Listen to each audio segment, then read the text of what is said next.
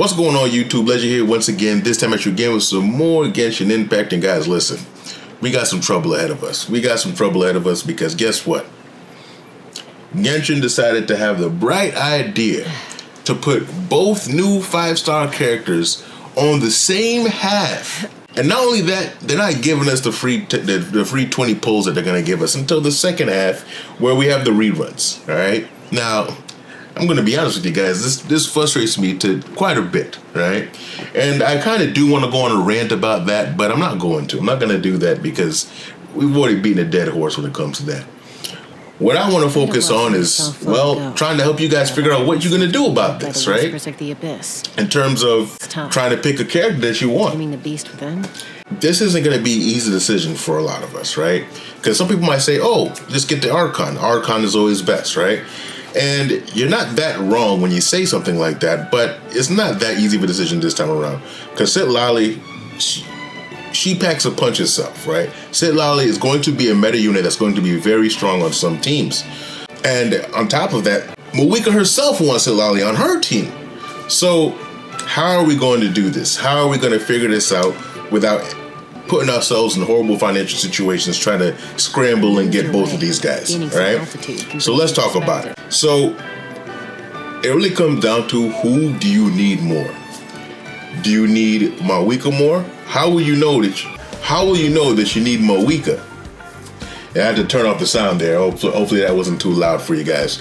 But how do you know you'll need Mavuika, right? Well, first off, she's going to be one of the strongest DPS we have in this game. Possibly above Nuvolette and Arlecchino, right? If you need a strong DPS and you don't have one, well, guess what? You're going to have one that's going to be very, very strong, coming right your way. That's the idea when it comes to that right there. So if you need a DPS, then there you go. But the thing about Mavuika is that she's not only a DPS, but she also doubles as a sub DPS, right? And a buffer. Essentially, outside of being one of the strongest DPSs in the game, she's also an upgrade to Xiangling on most teams. Chaska that you want to use, Chaska knows you Xiangling, upgrade. Navia, upgrade. Mualani, upgrade. Kanich, upgrade. Most characters that want to use Xiangling is going to love the fact that they have Mavuika instead, right? And if that's what you're trying to do, then I think that's this direction that you want to kind of go in. If you're having an account where you're using Xiangling all the time, and when I say that, the only situations where Xiangling is going to still be better, based on what people have been saying when it comes to the early access and everything like that, and based on what I've seen, and what I've concluded, is that Child and Raiden are the only two characters that are going to prefer Xiangling still. Now, I don't know how many of you guys are still using the international team with Child and Kazuha and Bennett and Xiangling, but for those of you guys that are still using that, you're gonna stay where you are, right? And for the Raiden national users, you know, again, you're gonna want to stay where you are, right?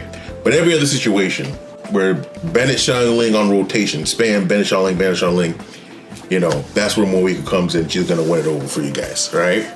Now, also too, I do want to give a warning when it comes to her main DPS capability. No matter who you have on your account, you can make it work. You can make the team work when it comes to trying to use Mavuika as a main DPS, because you have Kushina, because you're going to need somebody who's going to be able to build up her fighting spirit, which is either doing normal attacks or using up the Night Soul blessings or the Night Soul points. So that's something you want to keep in mind. So as it's been said, Mavuika, for her main DPS, she's going to want Shalon and she's going to want Citlali. She's going to want somebody that's going to be able to use their Night Soul points in order to recharge her burst. That's her energy recharge, right?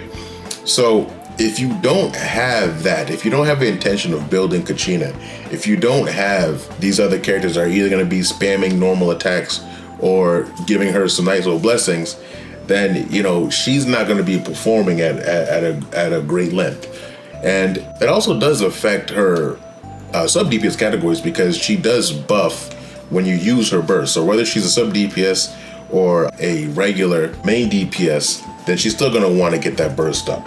So that's something you want to keep in mind too, right? She is a character that you need to use. You need to understand and utilize her mechanics in order to maximize her potential more than other units that just are the regular cookie cutter, get some energy. So I do want to keep that in mind. I do want to let you guys know that because that can sometimes make or break you. I don't have any Natlan characters that can be on a team with her, so I might as well just stick with Arlecchino as my main DPS for Pyro, right? Because she doesn't completely blow Arlecchino out the water. Arlecchino is still a very strong Pyro DPS. It makes you think, like, why would you make a strong Pyro DPS and make a stronger one right after? But, Arlecchino is still strong enough to completely massacre any content that comes our way, right? Even more so than Hu Tao can, of course. And Hu Tao, as we know, is already immensely powerful. So I want to hammer that home. But that's enough about Mavuika. Let's talk about Citlali. Citlali is a character that you don't want to just exactly ignore. Now, the ideal situation is to grab both of them, of course, but we can't all do that. That's just too high of an expectation, even if you're planning on spending. It's just too much to expect people to be able to just pay for two characters back to back like that. So, in what situation where you'd want to have Citlali on your account? Well, Citlali is going to be a cryo shielder, right? So the main teams that she's going to help are going to be melt teams and freeze teams, preferably melt teams where the Pyro character is the main DPS. So you might think this is more niche than what Mavuika does, right? Because Mavuika could fit on any team that Xiangling was on. In a lot of situations, Mavuika, is going to win this out. But what if you're in a situation where, okay, well, I have Arlecchino as my main DPS, and I want to invest in my Arlecchino team. Well, guess who's going to be able to help with that? Citlali. Same thing when it comes to Mavuika. She's going to bring out Mavuika's highest damage ceiling when it comes to that. When it comes to hydro-led freeze teams, when it comes to that, like let's say if you want to use Ayato or New Valette or somebody, she's going to be working well on that team too. And then also two Natlan characters, Chaska mainly. Let's say if you're somebody who uses Chaska, Chaska is going to have a field day. Chaska is going to have a field day with Citlali on the team. And yeah, you want Mavuika on the team with Chaska too, but I argue that Citlali is going to be a bigger benefit to Chaska than Mavuika is going to be. That's mainly because she's doing what someone like Xiangling or Kazuha does, where she shreds resistances, maybe not as much, 20% like Zhongli instead of 40% like the other two, but she's going to shred resistances, but she's also going to be able to use the Cinder City set well, so she's always going to keep the uptime of the 40% damage bonus, which is going to be the same as Kazuha, which is going to be the same as Xiangling, and as we know, that is very valuable. So she can have a similar to a Kazuha effect on these melt and freeze teams without using one of them. Or you can put Xiangling and Kazuha on the team and get even more of a bonus from that. Being able to stack so many buffs and debuffs to the enemy is going to be phenomenal for those types of teams. So it's a little bit more niche than Mavuika, but it is a fantastic opportunity to be able to take advantage of, right? So if you have an account where being able to do melt teams or hydro-led freeze teams is something that's going to help you out, because you might think, well, that's not that as flexible as Mavuika is, but when it comes to building our accounts, we're not trying to build as many teams as possible most of the time. We're trying to make the teams that we've chosen the strongest they can be. So if you fall into those niches, don't hesitate. Go ahead and get the character that you need in order to make your account stronger. Not make every character that you don't use stronger. Make sure these characters are stronger. If you have Arlecchino, Citlali is going to be great for you. If you have Yoimiya, Citlali is going to be great. If you have Chaska, Citlali is going to be great. I believe even Lenny might be able to benefit from Citlali. So these situations you will want to keep in mind. So I do want to just reiterate, most of our accounts are going to want Mavuika on the team, on our accounts more than Citlali. But that's just not the case for everybody. And for those of you who don't fit that mold, I want you guys to know, and I want you guys to understand if you are one of those people. I do want to get that out there for you guys. I do want to kind of throw my 2 cents in when it comes to that. For any of you guys, in terms of Mavuika, if you guys are worried if she's going to be able to outdo Xiangling, because sometimes people are going to be debating. I know it's going to happen too. I know it's going to happen. She's going to come out. People are going to say, "Oh, Xiangling's still better." No, she isn't. There's many advantages to why Mavuika is going to be better.